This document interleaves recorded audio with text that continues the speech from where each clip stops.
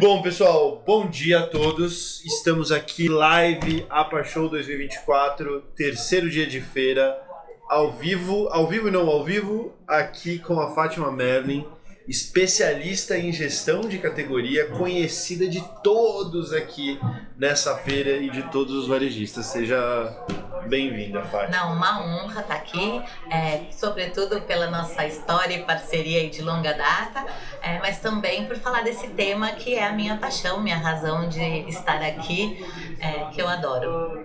Muito bom. Aliás, eu quase não me apresento em nenhum dos podcasts, eu preciso me apresentar também. Bom dia a todos, pessoal. Paulo Garcia, CEO, um dos fundadores da Infoprice. O Matheus vai pegar esse corte aqui e colocar nos outros vídeos que eu não me apresentei. Aí ele já coloca em todos também. E novamente, bem-vinda, Fátima. Fátima, conta pra gente, dá uma... Eu sei que é difícil resumir bons anos aí de jornada e carreira, mas se você pudesse conseguir se resumir da melhor forma, como que você chegou aqui agora, e nesse momento e nesse tema, que é a tua área de atuação no varejo? Sim, a minha vida sempre foi orientada a dados, né? Tanto que eu era monitora de estatística, econometria, tudo que você possa imaginar, isso há mais de 30 anos atrás, quando eu estava na faculdade. E naquela época, o meu professor, que eu era monitora, ele era diretor de estatística e pesquisa da Abras. Embora minha família também é de varejo, né? Passei por vários, brinco, eu falo que nasci atrás de um balcão, então sempre fui de operação de loja, mas nessa época da faculdade ele me indicou para ser estagiária na Associação Brasileira de Supermercados, na Abras. Ai, eu não sabia disso. Sim. Você foi estagiária lá da área de economia? Para criar a área de economia e pesquisa que até então não tinha. Então, nós que criamos lá o modelo do que é hoje o ranking Abras de supermercados, os índices de vendas e etc e tal. Depois de 2 anos, eu virei gestora da área, passei por analista, todos os níveis possíveis, e aí fiquei 13 anos lá liderando esse movimento. Fui gestora da Fundação Abras, para abraçar não só a parte de dados, mas também de história do setor. Quando eu resolvi... Eu não sabia disso. Não sabia? Pois é. De lá que surgiu o que eu tenho de maior valor comigo, que pude empreender, que é o relacionamento com o varejo, porque eu vivi ali a nata do varejo brasileiro, né? E como eu era da área de dados, então eu participava das reuniões de conselho. Então, com todos os varejistas Abras, no conselho tem um representante de cada estado. Isso me deu bastante relacionamento. E no geral os vice-presidentes são sempre os presidentes de grandes redes. Exatamente. E dali eu me apaixonei pelo universo de comportamento do consumidor e fui atuar na Cântaro Pênio, que era uma antiga Latin Pênio. Tive acesso aos dados através da Abras, me encantei. E fui para lá para justamente desenvolver a área de relacionamento com o varejo, vender pesquisas e estudos para o varejo, isso em meados dos anos 2000. Fiquei também na Cantar 10 anos, lá fui diretora Brasil, depois Latam, e cuidava da área de shopper, de Catman, né, de gerenciamento da categoria, mas lá com um pilar muito focado nas ferramentas que a Cantar disponibilizava sobre o tema. Me apaixonei pela área de GC e descobri que eu já fazia GC quando era nova, nos varejos lá da minha família, sem saber que era GC, que tinha a ver com entender o mix ideal, como colocar esse mix na gôndola. E aí fui me aperfeiçoar nessa área, participei ativamente do ECR, acabei escrevendo vários livros a respeito e resolvi aos 40 empreender. Achei que eu teria mais qualidade de vida, que eu ia viver, né, uma agenda tranquila. Passeio no parque. O que eu não sabia é que eu ia ser inicialmente do office boy ao diretor de RH, ao financeiro e etc e tal. Mas a empresa já tem 12 anos, faço o que amo, tenho assim um orgulho de ter muitos clientes queridos, varejistas, indústrias. 70% do meu negócio é o atendimento ao varejo, efetivamente, onde a gente cria todos os processos e os pilares e as metodologias especificamente do GC.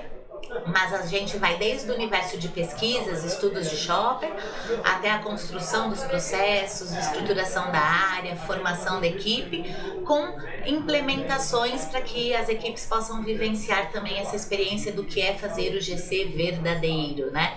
Do planejamento até a implantação e o pós-GC, porque o GC ele é um processo contínuo e como processo não acaba nunca, né? Você implantou, você colheu resultados, tem que acompanhar sempre o cenário, o mercado, a categoria, para verificar possibilidade de manutenção, de ajuste, de revisão de rota, e por aí vai. Até um dos pilares do processo do GC é essa revisão contínua aí, em função das mudanças que ocorrem, sejam relacionadas a produtos, na própria questão de hábito e comportamento do consumidor.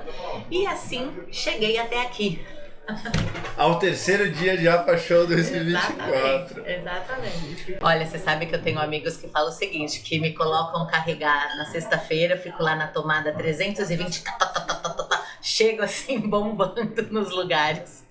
Mas a hora que chega em casa é bom dar uma descansada. Nossa, também. nem me fale, um banhinho quente. Que o negócio tá puxado, né? Terceiro dia, a hora que acabou o primeiro dia eu falei, nossa, tem mais 3. Sim.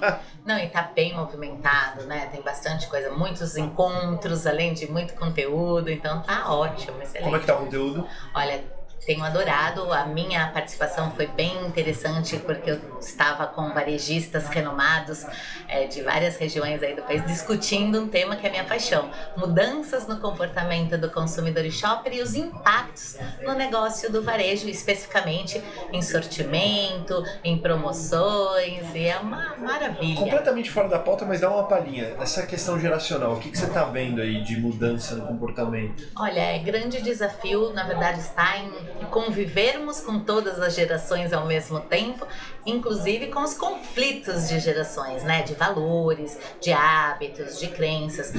Por isso que torna-se muito mais relevante nos dias atuais você conhecer efetivamente o seu cliente, para que você possa desenvolver ações direcionadas, não só de produto, de serviço, mas também até de comunicação, porque às vezes uma ação de comunicação equivocada não necessariamente direcionada para aquele público, né, ou mais jovem, ou com mais idade, ou com valores diferentes, pode gerar uma barreira até para conversão, para valor de marca.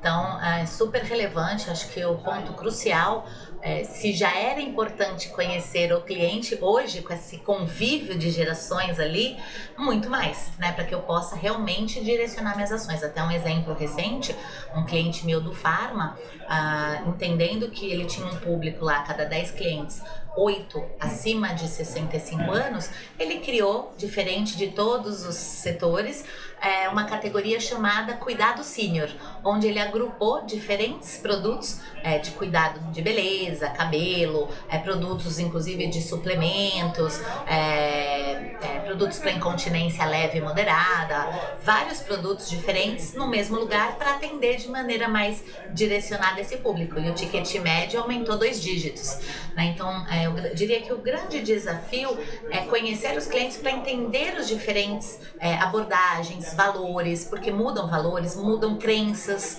né? Os mais velhos para os mais jovens, para os intermediários, muda também a forma de se relacionar com a tecnologia, né? A busca de informações, né? Você vai lá para os mais melhor idade, digamos assim, tem uma questão muito forte de indicação de amigo, do boca a boca.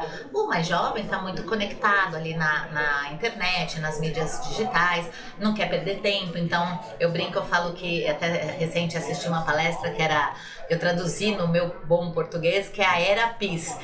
Tudo tá perecível, imediato e superficial, porque realmente você pega esse público bem mais jovem, ele não quer muita profundidade. TikTokers.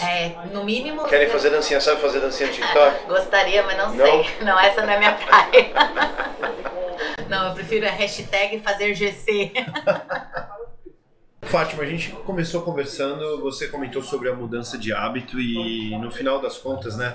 Isso eu falo pela própria Infoprice, mas assim, em qualquer empresa, óbvio que você vai ter sempre áreas que são, entre aspas, mais interface com o consumidor do que outras, mas no final do dia, em tese, a empresa toda ela trabalha com esse fim, que é o consumidor, só que na prática isso acaba ficando de canto algumas vezes, né? Toda empresa deveria ter, pelo menos na minha visão, ter esse olhar customer-centric que a no gente centro, fala. né?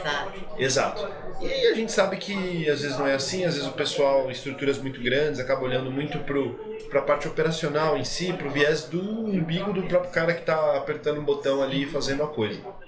O que você vê de oportunidade hoje no varejo, pensando em colocar o cliente no cerne cada vez mais? Porque isso é necessário, né? Especialmente com toda essa mudança tecnológica e coisas que podem tanto afastar o consumidor da loja, mas que também podem aproximá-lo, né? Sim, eu falo que trazer o cliente para o centro das decisões é algo que ou vamos pelo amor, por acreditar, apostar e ser metrificado por isso, ou vamos ter que ir pela dor, porque nesse ambiente altamente competitivo não tem mais espaço para você negligenciar o cliente, porque com um clique ele pode te trocar em todos os aspectos, como marca de produto ou como marca de varejo, canal e assim.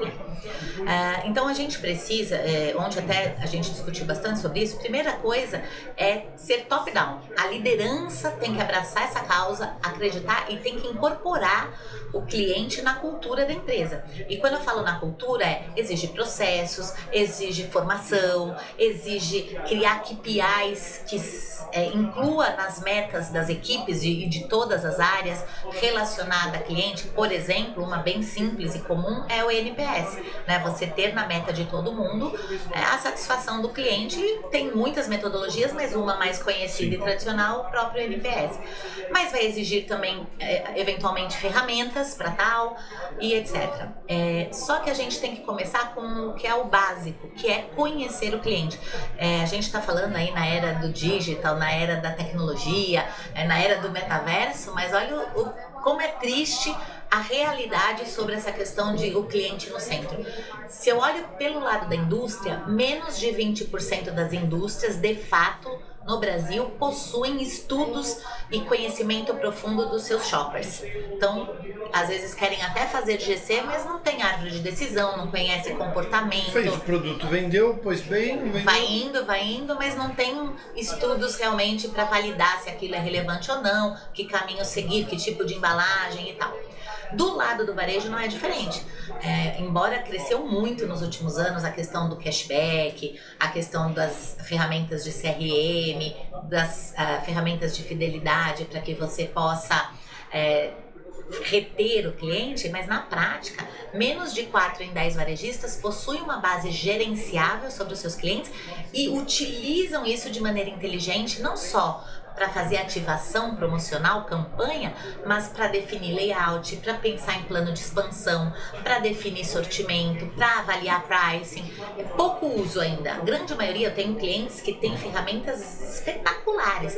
Quando você vai olhar, subutilizada. Só utiliza para oferta, para campanha. Então, assim, eu diria que quais são os desafios? Pessoas, porque a gente precisa formar nossa equipe, a gente precisa criar KPIs conectados com a nossa proposta de valor. Plataformas, a gente precisa também de tecnologias para nos ajudar a automatizar coisa que não precisa ficar lá gastando tempo a respeito.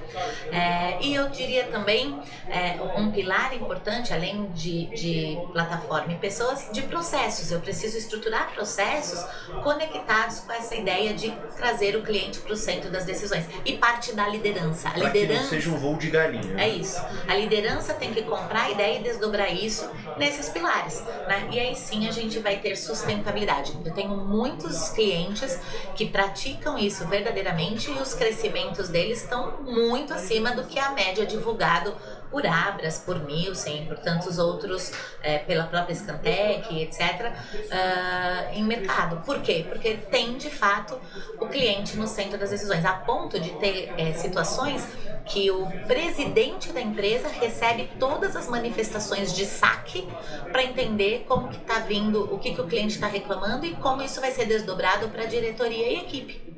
Então você sim tem muitas empresas já avançadas nesse processo e agora utilizando as ferramentas, tecnologia, inteligência artificial para aprimorar ainda mais esse conhecimento, mas a gente tem um grande universo, a massa ainda Malemar conhece e acha que nem é importante, né? Enquanto que cliente deveria estar na pauta até do board, do conselho.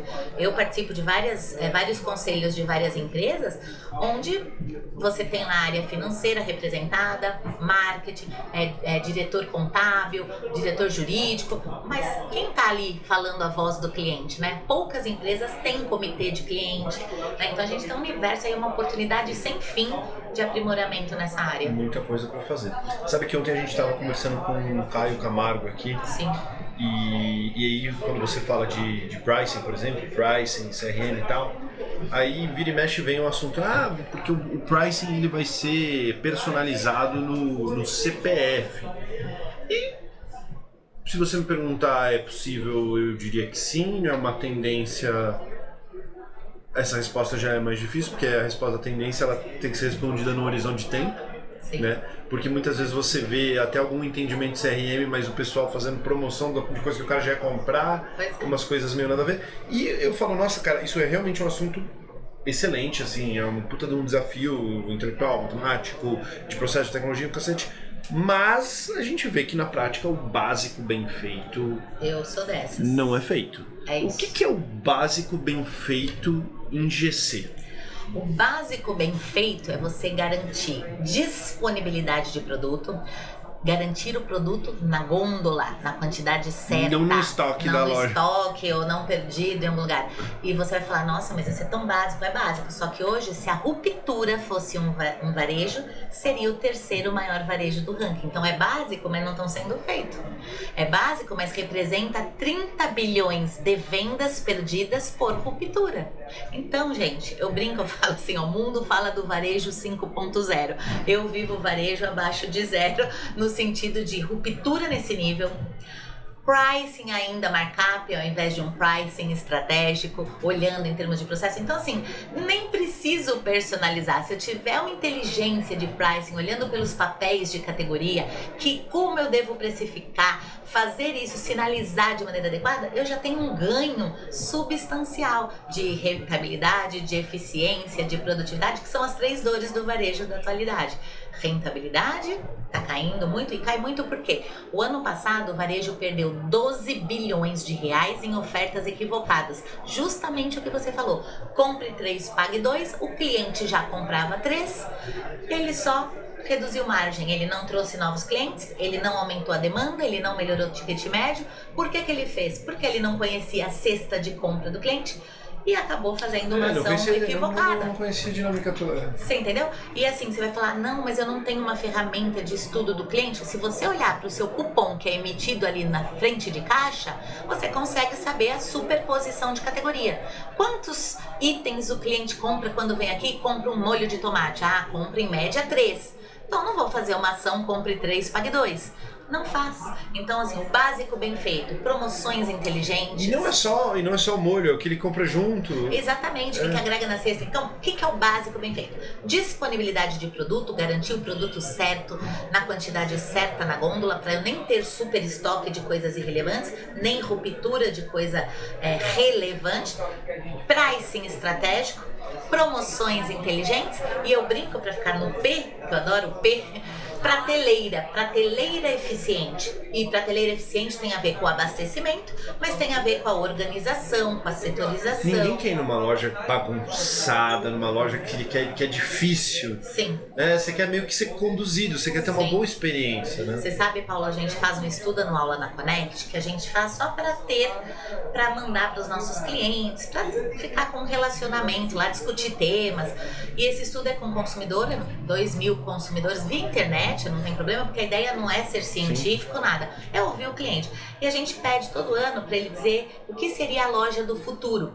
Quando você pensa na loja do futuro, você pensa no quê? O que você pensa numa loja do futuro? Eu?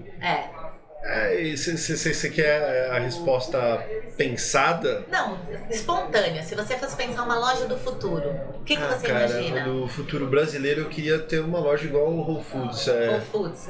Eu tô pensando no futuro aqui. Exato. Eu tô pensando no futuro exequível. Sim. Porque é uma delícia você chegar naquela loja é isso. O cliente não fala em nada mirabolante, não fala nada uau, não fala assim, com um clique resolvi todos os meus problemas. O que ele fala? Eu quero uma loja prática, eu quero achar as coisas. Fácil, resolutiva, que eu encontre facilmente o que eu fui buscar, que eu saia rapidamente. E com a pandemia veio o tema de proteção. Eu quero segurança na hora de comprar, por conta daquele momento, e isso se manteve nos últimos anos. Mas ele tá falando o quê? Loja prática, fácil, resolutiva, que eu encontre facilmente o que eu fui buscar, que eu entre e saia rapidamente. Não é o básico bem feito? É o básico. Não é o GC? Produto certo, no lugar certo, na quantidade certa, promoção inteligente, precificado corretamente, com exposição adequada. Eu falo, gente, eu tô na bola da vez, né? O GC, ele é inovação, ele sempre foi, e ele é uma ferramenta super atual, uma metodologia super eficiente, desde que feito de verdade. Porque o que é o GC na prática? É a gestão do cliente, é você olhar para o cliente e traduzir todos os P's conectados. O que acontece... É quase que uma linguagem, né? O que acontece hoje é que você tem muita gente apregoando o GC como se fosse planograma. Planograma é 10%, 15% do trabalho do GC. O GC ele tem que partir da proposta de valor do varejista, conectar com o público-alvo dele, com o shopper-alvo, e traduzir isso em ações para todos os P's. PDV, pensando no layout, na loja, na localização do ponto, pensando em produto, pensando em pricing, pensando em prateleira, pensando em promoção. Então, é todos os P's conectados. Isso é o verdadeiro gerenciamento da categoria. E isso é um ponto crucial, né? A clareza e a tradução da estratégia em qualquer coisa. Pois é. E às vezes o varejista, eu acho que, especialmente por conta da crescente dos atacados, atacarejos, ele se sente meio acuado e ele entra no modo desespero e começa a fazer um monte de coisa que não era pra fazer. Então o cara começa a colocar produto, tipo produto grande, produto de atacado dentro da loja, você vê coisa grande, tipo, mas que ele não vai brigar porque não tem estrutura de custo, começa a querer bater preço. Também não... E não é, né? Ele precisa sustentar a estratégia e seguir ela, né? Eu vou contar um caso de um cliente. Logo após a pandemia, nós fomos chamados por um cliente do interior de São Paulo. Várias lojas, né? Nos chamou porque falou, olha, Fátima, chegou muito atacarejo aqui. Sempre assim, né? O problema tá no outro, na concorrência. Chegou muito atacarejo aqui e o cliente quer preço, então ele tá abandonando a gente, né? Ah, você tem um estudo sobre o cliente? Não. Você conhece o seu cliente? Não. Ele quer preço, ele quer oferta. Então, a primeira coisa que a gente fez para tentar ajudar foi estudar o cliente dele. A gente até fez um estudo chamado de atitude. Qual é a atitude do cliente quando ele vai ao ponto de venda? Para ver mesmo se o foco era preço. Porque ele, segundo esse meu cliente, ele abandonava essa loja porque a loja era mais serviço e eles iam pro atacarejo. Resumo da história, tá? Apenas 12% dos clientes eram caçadores de oferta. Os outros, quase 70%, eram experimentadores, queria novidade, inovação, mix atualizado, e queria, outra parte era o que a gente chama dos acelerados, não quer perder tempo, quer entrar, sair rapidamente, uma compra fluida.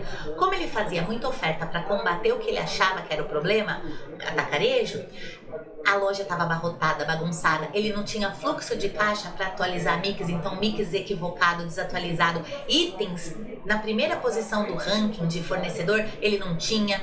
Resumo, estratégia equivocada. Eu tinha uma proposta de valor que era serviço, era mix atualizado. Eu fiquei apavorado, olhei para a concorrência, tentei fazer um projeto sem conhecer o cliente, que o cliente queria, achei que eu estava perdendo por conta disso e comecei com oferta. Resumo, 40% do negócio dele estava em produtos ofertados, perdia cliente sem fim, por falta de conhecimento, dinheiro, né, mais do que cliente. Resumo, vamos fazer um processo para reverter o quadro. É fácil? Não é? Porque uma vez que você perdeu o cliente, para você retomar, é muito mais complexo, você vai ter que precisar de muito investimento, você vai ter que reatualizar mix, e foi o que a gente fez lá. A gente revisou o mix, ele teve que buscar financiamento externo, porque ele não tinha Chegou grana, nesse nível. Chegou no nível, mas o que aconteceu? Com todo o processo que foi feito de revitalização das lojas, a gente fez como se fosse até uma reinauguração, a gente fez uma cuponagem para trazer o cliente perdido de volta, para ele ter uma experiência na loja diferenciada. E hoje, alguns anos depois, né, Ele hoje mais que dobrou o faturamento dele, mas o que foi legal, ele conseguiu, não reverteu todos os clientes, ele conseguiu reverter 1/3, apesar de todo o esforço, porque é fato. Não à toa que eu escrevi o livro, meu cliente não voltou e agora? É muito melhor você cuidar para não perder cliente, para cativar... Custa muito mais caro você ter que ir atrás dele depois. Do que você ter que reverter, porque às vezes ele não vem mais, né? Ele pegou tanta... mau atendimento de você que ele pegou um ranço lá e não vai. Mas resumo, o resultado dele foi muito positivo. Hoje ele não tolera um percentual promocionado superior a 10% do faturamento e ele vai em um nível de serviço relevante, um posicionamento correto, né? Então, mas olha como a gente às vezes perde o rumo por cair no canto da sereia, né? E não olhar para dentro do negócio e conhecer efetivamente o cliente, entender as dores do cliente e desdobrar isso no nosso negócio. A gente não pode se perder na nossa estratégia, porque o cliente começa a não entender a nossa proposta de valor. Fato, né? Você tem que olhar para, tipo, internamente olhar para você e para o seu próprio cliente do que ficar olhando para fora. Óbvio que você precisa olhar para fora, mas não adianta... É uma conexão, né? Exato. E falando em conexão, como você enxerga hoje, quais são as interfaces de conexão, já dizendo? Pricing com GC. Sensacional. Fala um pouco aqui do... Não, mas lógico. Eu digo que eles precisam caminhar juntos, porque o GC ele vai trazer a acessibilidade, a visibilidade e a disponibilidade do produto. Mas se ele não estiver conectado com as outras áreas, assim como o abastecimento, marketing, o pricing, ele é o pilar essencial, porque é ele que vai gerar receita efetiva do negócio. Se eu tiver um posicionamento equivocado, ou cobrando mais caro ou mais barato, das duas formas eu estou perdendo dinheiro. O mais caro, eu posso até impactar a minha imagem, que aí vai comprometer ainda mais o meu negócio, e se muito barato, eu estou perdendo dinheiro justamente por não precisar. O GC, ele inclusive recomenda, a gente não faz pricing, mas a gente recomenda pesquisas, quando você vai desenvolver uma categoria, inclusive, que seja de fundo de sortimento. Não adianta só olhar os itens da curva A. Quando a gente recomenda também repensar o pricing olhando presença em cupom, não vou só pegar itens que gira de curva A. Por quê? Porque tem itens relevantes que tem presença em cupom, mas ele está lá na curva B e C. E ele pode ser formador de imagem de preço. Se esse item da curva B, ele está muito presente em cupom e ele está mais caro, ele é careiro, ele está desposicionado, eu posso impactar meus resultados também. Então, pricing e GC caminham juntos. Quando eu posso, eu recomendo inclusive estarem em áreas correlacionadas, né? Porque faz todo sentido. Um está falando sobre a estratégia do cliente e o pricing, ele demanda a estratégia do cliente para poder ter uma melhor precificação. Quanto mais eles caminharem juntos, os pilares do GC conectados ao pricing, mais resultado a gente tem. De trade-ups de categoria, de melhoria de rentabilidade, de eficiência do negócio, né, de geração de caixa e lucro. Então, assim, é essencial que o pricing e o GC caminhem juntos. Todos os pilares do GC se conectam com todos os P's. Produto, preço, promoção e prateleira. E no pricing, se a gente olha e desenvolve o pricing olhando os papéis de categoria, eu tenho muito mais eficiência e rentabilidade na minha gestão de estoque, gestão de sortimento e resultados financeiros para a empresa. E pessoal, e não é que a gente está se contradizendo aqui não, né? Porque, por exemplo, quando você fala de sensibilidade de preço, sim, sensibilidade de preço, a gente tenta de alguma forma de desmistificar isso e falar, pessoal, não é só olhar o que mais vende. Exato. Você precisa entender frequência de compra do ticket, você precisa entender penetração do ticket, você precisa entender sensibilidade.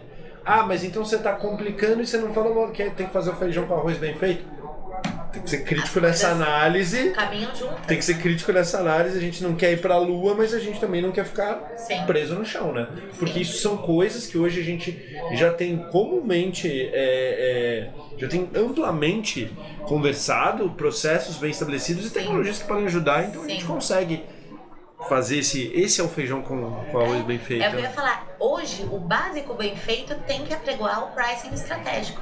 Né? No passado, Minha família veio de varejo há 30 anos atrás. Como que se fazia? Era, quero ganhar 30%, achava, né? Quero ganhar, vamos aplicar. Que no fim nem ganhava, porque você tem um custo de operação ali e uma série de coisas que não estava sendo previsto, né? Você precificar açougue é diferente de você precificar commodity, né? Então você tem que olhar a dinâmica das categorias. E o mundo está mais complexo. Então hoje o básico bem feito precisa considerar esses indicadores que você falou. Fátima, vamos falar de futuro pra gente encerrar. Ok. E uma mensagem pro pessoal. Você lançou um novo livro? Sim. Qual o nome do livro?